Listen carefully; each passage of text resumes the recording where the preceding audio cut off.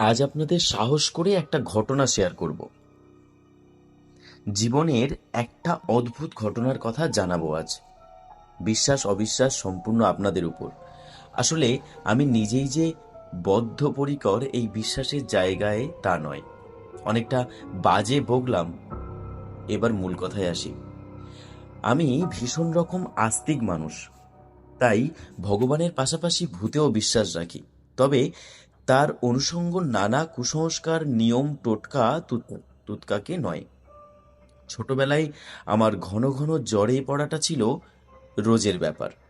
এই রকম চলতেই থাকতো। মা বাবা আমাকে নিয়ে নাজেহাল হতো। সেই সময় আমাদের পড়ার এক জেঠিমা আমাদের বাড়ি আসে। আমার সবাই উনাকে পুজো আর্চা করতে দেখেছি, আর বিভিন্ন মানুষকে বিনা পয়সায় সাহায্য করাটাও দেখেছি, এবং সেটা তার নিজের মন্ত্র শক্তির দ্বারা।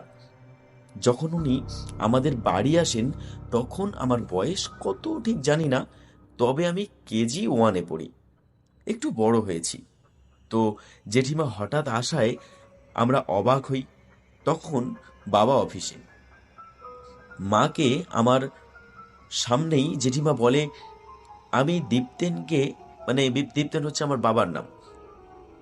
তো জেঠিমা বলছে, আমি দীপ্তেনকে বলেছিলাম যে তোমার মেয়ের নজর লাগছে, যতদিন না নজর কাঠি পড়াচ্ছ ততদিন ও এইভাবে ভুগবে। কিন্তু ও আমার কথা শুনল না। আসলে আমার বাবা এইসবে এতটুকু বিশ্বাস রাখে না। তো জেঠিমা মাকে জানায়, যদি আমাকে সুস্থ করার এই একটাই উপায়, লোহা পড়তে হবে হাতে আর পায়ে নজর কাঠি, আর 3 দিন মন্ত্র পড়া জল খেতে হবে। এই বলে মাকে নিজের তৈরি করে আনা মন্ত্র পড়া জল দেয়, আর আমার মাথায় হাত দিয়ে অনেকক্ষণ কিসব বিড়বিড় করে 3বার ফু দেয়। আমার স্পষ্ট মনে আছে সব ঘটনা। ভীষণ হাসি পাচ্ছিল, কিন্তু মায়ের সিদ্ধাঁড়ার স্পেশাল কিলের ভয়ে হাসিটা কোনো মতে চেপেছিলাম। তারপর বাবা বাড়ি আসতেই আমার জন্য লোহার বালা কিনে আনতে বলে, আর পায়ের জন্য কালো কার। মায়ের গুরুগম্ভীর আদেশ সেদিন বাবাও অমান্য করতে পারেনি। আর সত্যি বলতে কি, তারপর থেকে 2 দিন ছাড়া ছাড়া জ্বর হওয়াটা চলে যায়।